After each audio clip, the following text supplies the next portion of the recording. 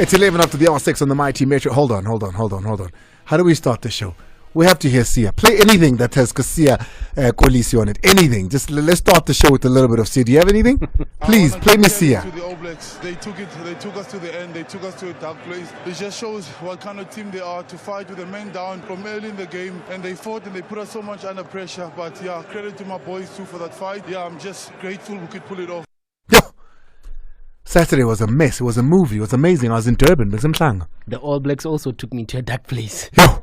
It was tough. Unbelievable. South Africa was incredible. Saturday night felt like the 2010 Eve all over again. Yeah, it felt like that moment Shabalala scored that goal all over again. It felt like 1996. Too good, man. It was absolutely amazing. But do we have that clip of me saying give them the Webb Ellis trophy already? I called it. When I you also said Sundowns must be given the stuff. So no, we don't listen to you anymore. It's 12 after the hour 6. Welcome to the Three Wise Men. Not always so wise. On a Monday, it's the weekend that was. So we were going to go full Springboks today, as it's the Springbok holiday today, isn't it? It's the Monday holiday of the Springboks on the Mighty Metro FM. This is Sports that Amplified, but we decided we're going to save it for Tuesday because that's the day they return. Would have gone to the airport, would have met with some of the players, would have footage from it, and I think it'll just be a better festivity tomorrow when they are here. The one sad thing that I must say about this whole thing is I saw visuals of Venda in Limpopo. I saw visuals of people that had gathered, thousands, maybe even tens of thousands of people that had gathered to watch the match together.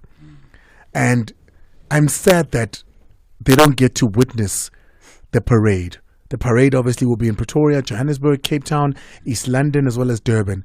I'm pretty sad that what I saw in the Eastern Cape as well, I think it was Umtata, but nothing compares to what I saw in Venda. Nothing compares to the visuals from Venda. If you can find them on the internet, go look at what the final, when the final was played, go look at what it looked like in Venda where people had gathered to watch the match. I'm sad that they won't see the parade, but also I understand. These players have been gone for a month. Yeah. They are tired. They've just come from that final and then they had to go to the awards the next day. Then they had to fly all the way. They only land tomorrow and then straight into the buses. I understand. Yeah. A part of me understands, but I wish that even if it's at a later stage, make that trip. They could make the long trip to Evander. Even if you take 5 players and you put them on a helicopter, man, take them to Evander for those people who gathered in the way that they did to see their Springboks. Because these are South Africa's Springboks. No. These are South Africa's Springboks. When black people give you a name, they love you. Ask Utandega, a.k.a. PJ Powers. Ask Zola Bad. Ask any white person. When South Africans decide to call you Elizabeth, when they decide to yeah, Elizabeth, they've given you a name, Chief. It's nothing but love. It will be lovely for them to meet you. Welcome to this 14 after the hour 6 on the Mighty Metro FM. Where were you? Because it's important. Where were you? No, I was in Guyana. Okay, he doesn't speak into the mic, so you have to increase a year later, he still doesn't know he must speak into the mic. Where were you? Yeah, I was in Guyana. So you were watching in Guyana? Yes, I was watching in Guyana. All right, Mazala, where were you watching? I was watching at home with the kids. They fell asleep. Man. Oh, no. I watched the kids. At home? I watched at home, Chief. Oh, no, you told me. No, Kinyeti. Skis. Yeah. Welcome to it. It's the weekend that was. Kate, yeah, I'm very well aware. Kate Nokwe, one of us here, saying the trophy tour will commence again in early 2024. I hear you, and what I was saying basically is I hope they add the rurals, like the far places such as Venda, because it's not close to go to Venda, such as, the outskirts of the KZN, the outskirts of the Eastern Cape and the Northern Cape, etc. That's what I meant by that. But yeah, it's the weekend that was. It's the weekend that comes with Chipa Bing is sending out a statement. Many people saying all they read from their statement is that Chipa was in France. But no, it's a little bit more than that. And that's why we have Victor Tlungwane here. But Chipa, Sikvile, and here he is. He's here to answer for it. I was at the Kaizer Chiefs versus Golden Arrows game, and I saw daylight robbery there. I must be very honest. What I saw there was shocking. The first Chiefs goal, shocking. Shocking officiating in this country. Absolutely shocking. Week in, week out, That's what we have to deal with. And then later Amazulu and Chippa as well. Amazulu and Chippa. Which I suppose prompts the chairman's statement to say VAR pronto. Yeah, so we're going to get into that. The MotoGP Thailand final lap commentary, we're going to give you some of that. Max Verstappen winning, saying that winning is very motivating. Lewis Hamilton still having the fighting spirits in him. We'll play some goals as well, some reactions from the coaches. Coach Johnson on Peterson, he had something to say about that. We'll play you some of that as well. Rana Mukwena happy with his draw. We'll share some AFL. Mazola Mulefe is going to tell you something you're not going to hear anywhere else. There's a stat that is mind-boggling. Mamelodi Sundowns being part of the AFL means that as we speak now, even if Pirates go on to win every other trophy, any team really in this country wins every trophy on offer in this country, they still won't make as much money as what Sundowns have made already. Did you hear that? They won't make as much money as what Sundowns have made already. Sundowns have won nothing. The money they have made already. But Mazara will tell us a little bit more about that. And then there was a rumor circulating around Prakis, the man who's at the helm at Kukuna United, being let go from his job. We'll secure that story for you as well. What you're about to hear here is all you need. Let's take a break. Refereeing decision from the weekend. Is Chipa Mpengesi, the chairman of Chipa United, in his rightful place to send out the email that he did, to press release that he did? Victor's here. He's going to tell us about that. And I see many of you wanting to know about that money. Well, Mazola's here. He's going to tell us exactly how it is that Sundowns are making their money at the moment. But before that, it is the weekend that was, and we'll look back at all the stories. Let's start perhaps with the rugby. Tomorrow will be full on rugby, but let's start a little bit with the rugby here. Peter Steph Detroit saying that this team thrives on drama. Drama it has been. 1 point wins over and over and over again since the quarterfinals, the semis, and then the final again had us all in a bit of a chokehold. Have a listen to Ian Foster. This last 3 games was quite tough. Each one we played as a final, and each one was by 1 point. So I guess as a team we like drama. We've been having drama for the last few years at the moment. So I think it helped us a lot as a team to cope through the drama and to handle it. And I think it shows the resilience of this team and whole South Africa as well. That was Peter Steph Detroit rather. And here's Jacques Ninaba speaking about the experience that pulled us through. Come a long way with the players. We always planned for this World Cup since 2018. Massive credit to our fans. I mean, they were special from South Africa. 62 million people. We had to play for them. The experience that's been here before. They've been in a World Cup final before. Some of them have played their 3rd World Cup now. So I think the experience just pulled it through. They're an amazing bunch of guys, and they're all warriors, and they all love South Africa. No. It's not 62 million. It's 61.99999. Prince KB, my good friend Prince KB doesn't count. He had his all black shirt on. I wasn't even listening to Prince KB music this weekend, so it doesn't count. 61.9999999. But it was bittersweet, wasn't it? Because Jacques Ninaba now leaves the Springboks. He leaves them in a better place. He leaves them on a high. Siya Kolisi had this to say to the outgoing coach of the Springboks. I've worked with Jock since I was 17 years old. I couldn't tackle. When him and Rassi used to come to training, we had to play full contact here to show them that, you can do this. And since then, how he used to motivate us in games, how we grew around him, myself, Eben France and Stephen Kitsoff, Peter Steph, we all played together, other Jock. And I said last week, how he cared about us as people. He took it further. And then when he speaks to me, he asked me, are you going to let Kezia down, my daughter? Are you going to let your son down, Nicholas? It became far deeper than just a rugby game. So, Jock, honestly, it's been a huge honor for me and a huge privilege. I appreciate you. We love you as a team, not as a coach, but as a person. You've taken to another, and the way you speak to us, you talk to me as a father, as a husband, as a son. I'm really grateful for you, and it goes such a long way for a player. So thank you, and we honor you as a team, and I hope that you're proud of us. And all the best where you're going. They'll be lucky to have you wherever you go. Absolutely amazing. Siya Kolisi is a leader par excellence. No, that's amazing. He's a leader that was grafted from the dirty soil of this country and fed by the community he grew up in, but fed by his spirit and the souls of those long gone in this country. Siya Kolisi is the man that we all ought to try hard to emulate. When they speak about celebrity status, when they speak about being an exemplary man, Siya Kolisi is that exactly, not only in words, but in action as well. Absolutely love and appreciate that brother.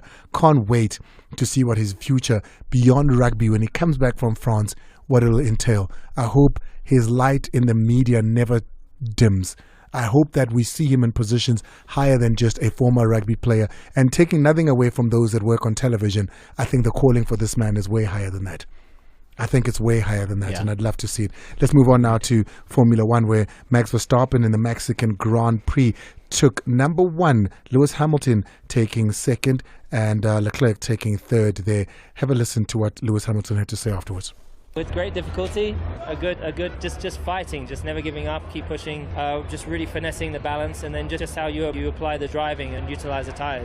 I've given up on him winning that 8th, but still in support of him and everything that he's doing, and I hope that we're going to get to a place where it's fair competition. We're going to get to a place where we actually see him competing, because at the moment it's really all Red Bull, isn't it? Let's move on now to football. Chiefs versus Pirates. No, it's not Pirates. Why is it Chiefs versus Pirates here, Timmy? Arrows. Chiefs versus Arrows, Timmy meant to say here. The goals, 3 of them in that match.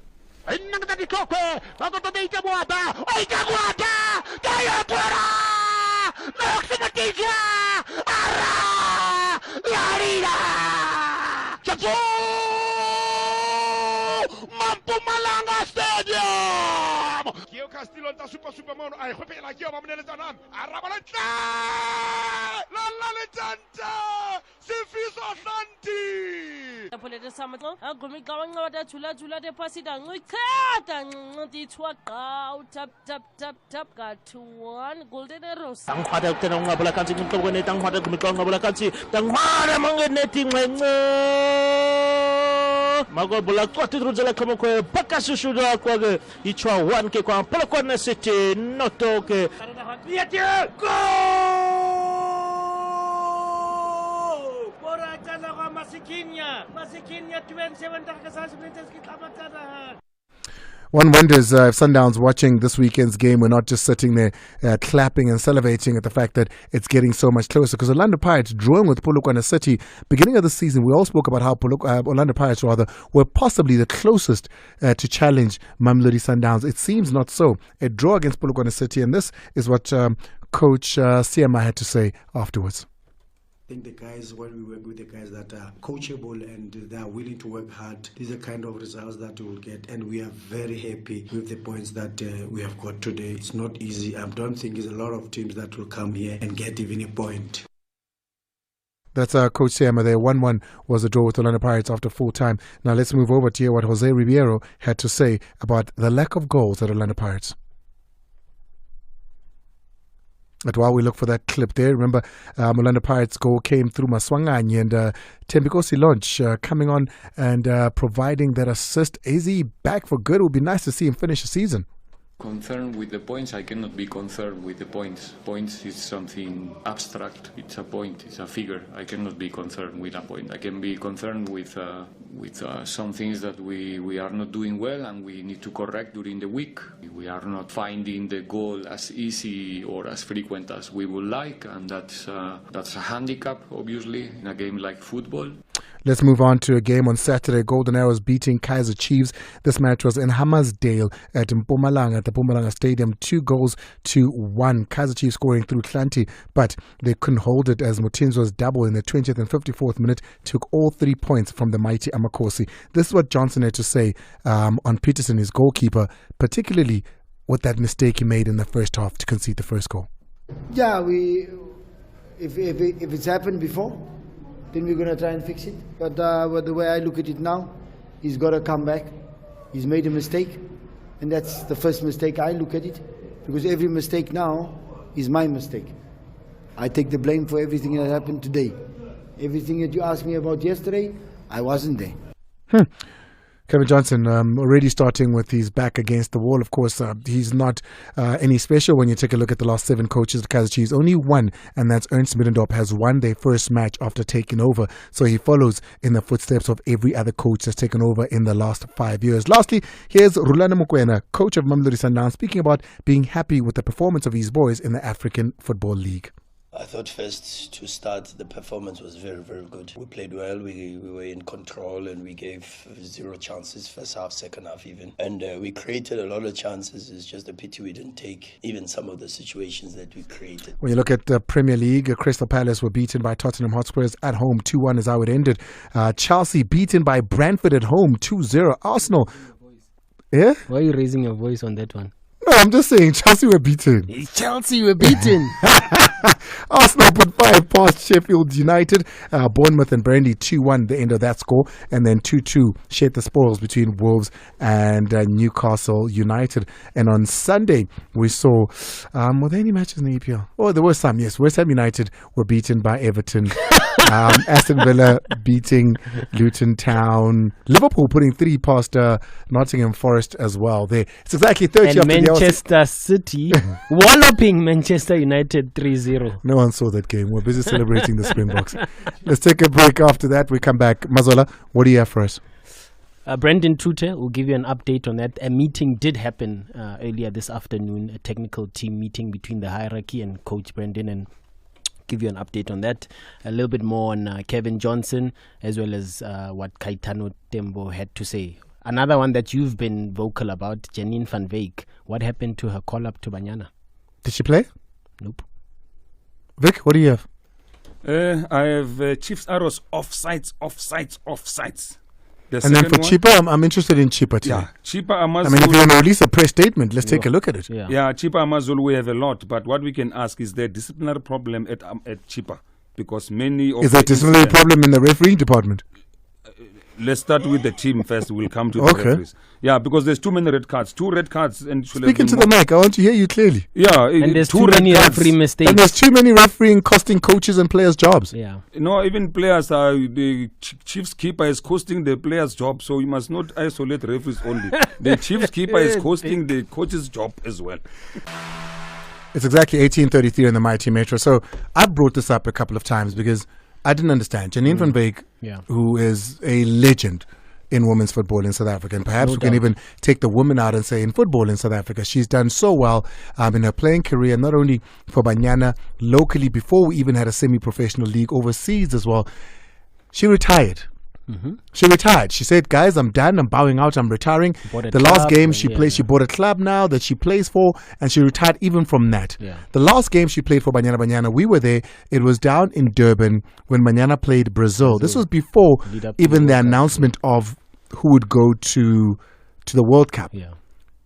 After that, she was seen as not good enough to play for Banyana anymore.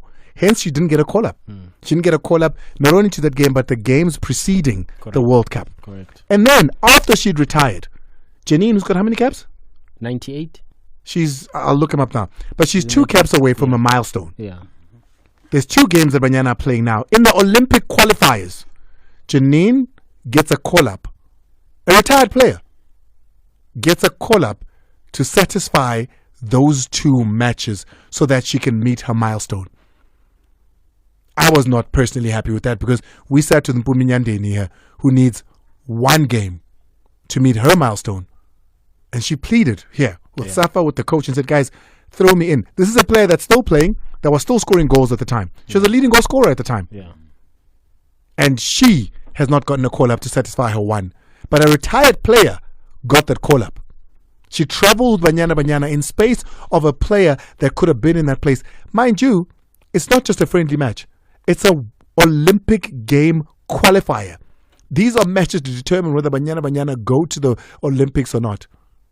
A defender who's retired gets called up. Yeah, sorry, her milestone is 183 national team caps. So she wants 185. Yeah. That's what she's going for. To reach a long-serving milestone for a national team player held by Egyptian legend Ahmed Hassan. So she's trying to beat that Hassan record, right? Yeah. What happened when she traveled to the team? So she travels with the team. I mean, we all watched that game. It was tight. Banyana come back with a 1-1 draw.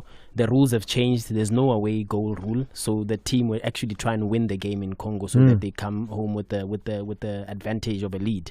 She doesn't play.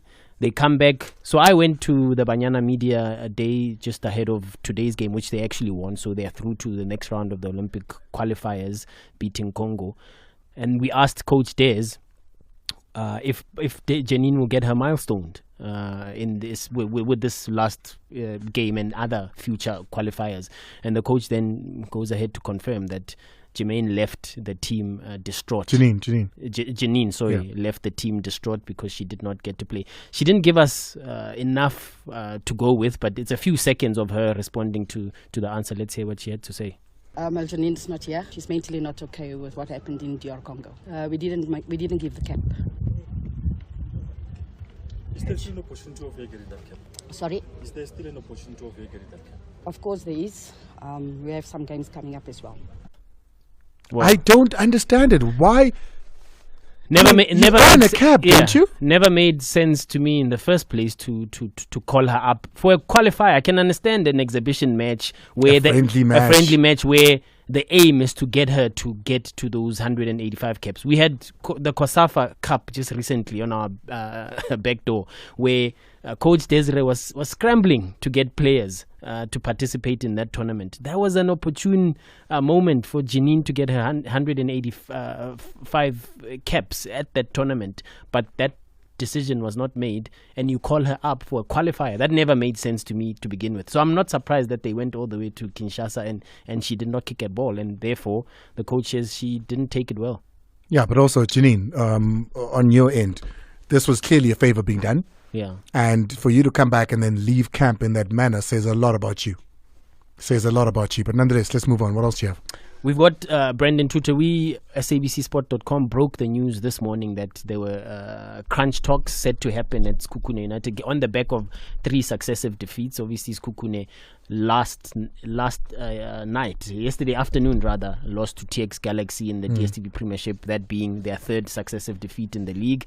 They are still in the quarterfinals of the Culling Knockout Cup, which plays this weekend. They're playing the same team out in at the Peter Mokaba Stadium, and the coach has since held the conversation with the hierarchy, the technical team meeting, and he's been given a stay of execution. But when that happens, you reckon that it's a dreaded vote of confidence, because now you are looking over your shoulders. You've had Brendan Truter here talking about his vision and plan for Sekhukhune, with the fixture schedule as tight as it is between the league games and them being in the CAF Confed Cup group stages, which kicks off later next month.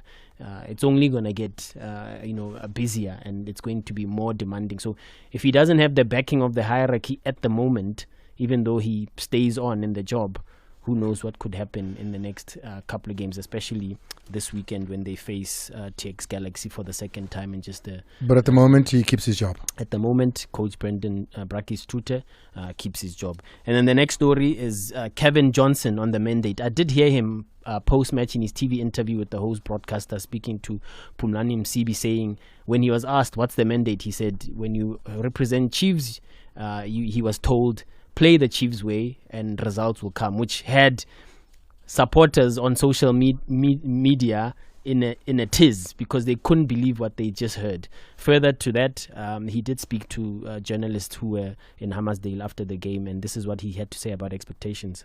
When you work for an institution like Kaizer Chiefs, and you've asked not to take the responsibility to fix and to bring together a team of this magnitude, a team of good individuals, and you ask to try and make them play better, or try and make them get results, or try and appreciate that whoever they are the next generation of Kaizer Chiefs. Now, if you know the generations of Kaizer Chiefs, then you know what Kaizer Chiefs are all about. Yeah, that's going to be a tough one for Kevin Johnson to wish him the very best of luck. We wish him the best. Good guy. Speaking of another coach who's also skating on thin ice, Kaitano Tembo. Richards Bay. He lost another game at Richards Bay over the weekend when they lost 3-1 to Cape Town City. Do we have a clip of Kaitano Tembo talking about how he fears for his future? Obviously, when you don't win games, it's always worrying. But at the same time, I think for me, what's important is for me to continue working very hard with the team, because I feel that we can turn things around. We just need a little bit of luck as well, because you're playing against teams that don't really create much, but they score goals. Yeah, so let's wrap it up with another coach, in this instance Al Ahly mentor Marcel Koller. And it's a segue, Andile, nicely to what Mr. Ref is going to talking about VAR and what the chairman had to say, because the Egyptian coach, or rather the coach of the Egyptian side, he's saying here on the continent, he's asking a question, Principal, why are referees, CAF referees or referees on the continent, Why do they not consult the VAR monitor when there's a decision or there's a penalty shout or a decision that seems to favor the other team? And this is what Kola, speaking through a translator, by the way, said after the game yesterday. I think we have earned a penalty by the end of the game. Don't know why the referees in Africa don't contact the VAR. There is VAR, and you don't contact the VAR in such situations. It was very obvious for me, and I think it's very necessary for the referees to contact the VAR, especially when anything. I don't have the answers, but maybe Tavik has. Yeah, Tavik, let's get into it, because there's been so many issues of late. Every single week we come here, we bemoan the same thing. Chipa Mpengesi is the latest to come out now with a full statement crying foul. Over to you, the principal. Yeah,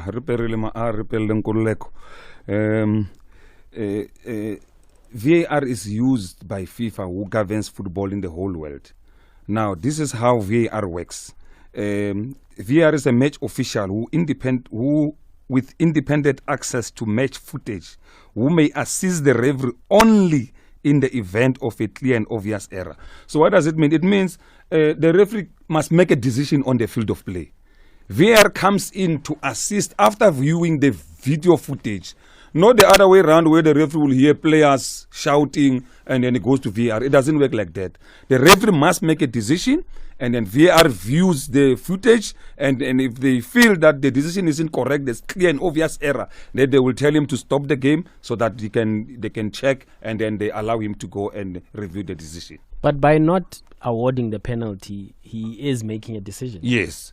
So by not awarding the penalty, he made a decision. Okay. Then VAR will say, hey, you need to have awarded the penalty. Go and check. So in this instance, to answer what Al-Ahly coach is saying, yeah, VAR also felt it was not a penalty, yes, in other words. Exactly. So in what you're saying, then you're saying referees cannot say, I am not sure here, please check for me. No. He must make a decision.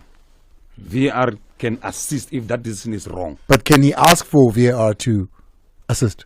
He must make a decision, and then if VAR feels that decision is wrong, no, if it's correct. If it's correct. If I've made the decision, yes, can I then say, guys, I've made the decision, can you confirm? It doesn't work like that. So he must just make the decision. He must make a decision. VAR must say to him, sorry, we're checking it. Yes. So then that statement is then wrong. Yes. So that coach who says VAR, the referee must consult, it's upon the VAR team telling him that you need to review that decision. That's why it's review after the decision that has been made by the referee. If it's wrong, VAR will say, hey, stop the game, we are checking. All right, let's get into it. This weekend's decisions. Yeah, thanks. Let's go to Chipa and Amazulu. We saw a letter, Yaka Chipa la. I'm just fearing that this letter will kill Chipa, because there's many incidences where the Chipa players shows lack of discipline. 2 red cards for Chipa. The other one was supposed to be clear red card, but let's go into it. 11 minutes, there was a disallowed goal for Chipa, which was a good goal, where VAR will have said, let's check the goal, and then they will have allowed the goal to stand. So Chipa is correct on this one. VAR will have intervened and gave him a goal. Let's go to the second one. 56 minutes, we see a red card to Tabiso Libito, where the referee correctly gave a red card. After he retaliated, he was pulled down, and then he retaliated with a kick, and then he got a red card. So if the referee misses it, Chipa will have been in trouble, where the referee or VAR will correct it and say, hey, we're reviewing it, hamniga a red card. 66 minutes, we see a challenge by Kabindu on Muremi. This one, he survived. He never got a red card until on the 91st minute, where he used an elbow, and then he got a red card, of which he got a yellow card, which was second yellow. And that incident on its own is striking an opponent with an elbow using excessive force, where he was supposed to get a straight red, not a yellow. Straight red he goes. So Chipa, hey, be careful when you call VAR. You must clean your house first. Your players are not disciplined. Again, we see 78 minutes, a goal is scored by Chipa, where a keeper was fouled, where a Kambindu pushed the goalkeeper. Goal was given. If VAR was in here, that goal would have been disallowed by VAR. So be careful when you call VAR. Analyze the game. I analyze this game fully. And Chippa could have got more red cards than what he's asking for. So VAR is good. It will give fairness in the game, of which he must start now to put his house in order. His players are not disciplined. Okay, that's fine. We hear that. With or without this statement, principal must admit that we are in No, that's fine. I mean, I hear those ones. Yeah. Now let's address the other issues. The goals. Yeah. I want the cheaper ones. Yeah, the cheaper one, Kabidu pushed the Amazulu keeper. And correctly so, the assistant referee flag to tell the referee that I have seen a push, it's not a goal, there's a foul. Unfortunately, the referee overruled the assistant referee. So now the assistant referee cannot insist, he can only assist.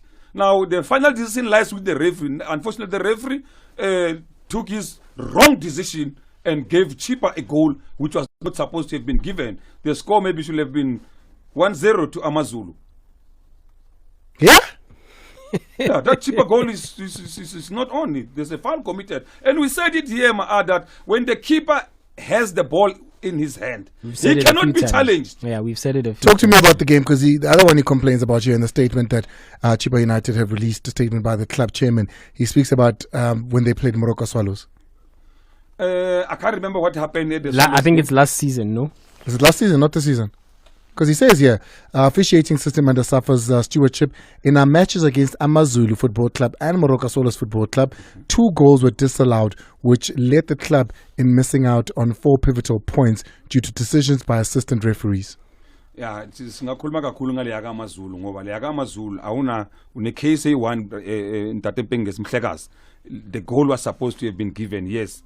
And then but the goal you scored, maybe the score should have been 1-1. The goal you scored against Chippa by Kambidu, that goal was not supposed to have been given because the keeper was fouled. The keeper was fouled. Yeah, it's the same way as the Shallows and the But people who have seen it over and over are arguing that Veli isn't in total control of the ball. He drops the ball. Does he not drop the ball? No, he dropped the ball after he has been pushed. He's been impeded. Okay. Yeah. Push can come out.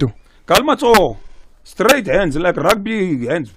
Guys, are we talking about the same incident here? Yes. Kabilu is on the. I will give you the minute, 78 minutes. No, I'm actually going now to watch it again because this one will be a very interesting. I don't think that's the same. Yeah, we're going to take it to soccer zone. Remember the first goal was 11 minutes where Chippa scored, and offside. That goal was ruled offside, which was incorrect by the assistant referee. But 78 minutes, Chippa scored a goal which was allowed, but that goal the keeper was fouled. So incorrect decision by. The referee for overruling Ukeni Mamego, who was the assistant referee, after giving him a correct decision that goal was not supposed to. So chairman must be careful of the statements. Correctly so. The chairman must clean his house first, because look at what Tabiso Libisa did. He's pulled, he kicked literally with excessive force. We'll take this on to soccer because you do see him stretch out his arms, because obviously Veli's legs are then within his face range. He puts out his arms, but hardly touches him. No, he touched him. You look at, I have a video footage of it. So he's not allowed to touch him?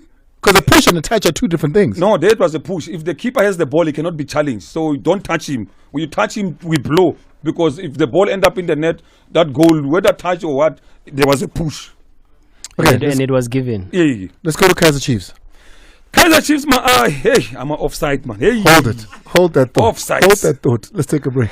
You tweeted Sundowns and money. We're going to take yours to Soccer Zone. Let's take it to Soccer Zone. Okay, yeah. Soccer Zone tonight, 10 o'clock. Yeah, we'll SABC show you 1. that push, because he did Want to not see the push and want to see the Chiefs offsides that you're calling an offside. It's Nkogama specs, so yes. Mazola? Yeah, I was responding actually before the game yesterday. Someone said, I was saying the game will be on SABC, Someone says, no, I'd rather watch rugby highlights than a pet project. So I was trying to prove that the AFL is hardly a pet project. Total for all PSL competitions, this is now top flight. It's 36 million. So hold on, let's break it down. So you're saying MTN 8, Nedbank, Carling, and the DSTV Premiership. So if you win all of those, it's 36 million. You make 36 million as a team. Correct. Okay. Sundowns already just in the stage they are in the AFL right now. They are going to play Al Ahly in Cairo, on Wednesday, the second leg, they've already got 32 million. Yeah? They've already got 32 million. And when I tweeted this, they would only play 2 games against Pedro, home and away. So how does that work? Because that's the prize money. That's the breakdown of the AFL. Is this per match? No, by reaching the semi-finals of the African Football League, they have already banked 32 million. Yeah. So if they beat Egypt? If they beat Al Ahly. Sorry, Al Ahly in Egypt? They now stand a chance to win 76 million. Because they get to the final. If they win the final, they win 76 million. So in total, I've predicted, I've already said, give them the league title. I believe Sundowns will retain their league championship. That will be 15 million. And let's say they somehow do better in the Nedbank Cup and go all the way to win that 7 million. Sundowns would have banked 98 million this season alone. How do you then, as Cape Town, how do you compete with that? You can't. No. You can't. No. On top of that, they've got the Motsepe Foundation. They've got the funds that they will always buy the best players. There's just no competing. Let's take some calls to me. Let's take some calls. But give me voice notes. We're going to go 4 minutes to do this. Give me some voice notes first. Drop us a voice note on 060 552 7303. Waking up, turned up. Good evening and good evening to all Metro FM listeners worldwide. As for Kaizer Chiefs, it's not a surprise that they lost on a weekend. It's not a surprise to me. It would be a surprise if they won. But I also know the next 10 games, their results in the next 10 games. Ask me, I will tell you. I know. I know. Tell us. Draw, lose, win, draw. I know. Thank you. Have faith in Mr. Johnson. Good evening, Andile, the producer there, and everyone who's listening. Hey. Yeah, Andile, I think our run in this just concluded World Cup. It shows, or rather it defines the champions that we are. Our multi-dimensional wins.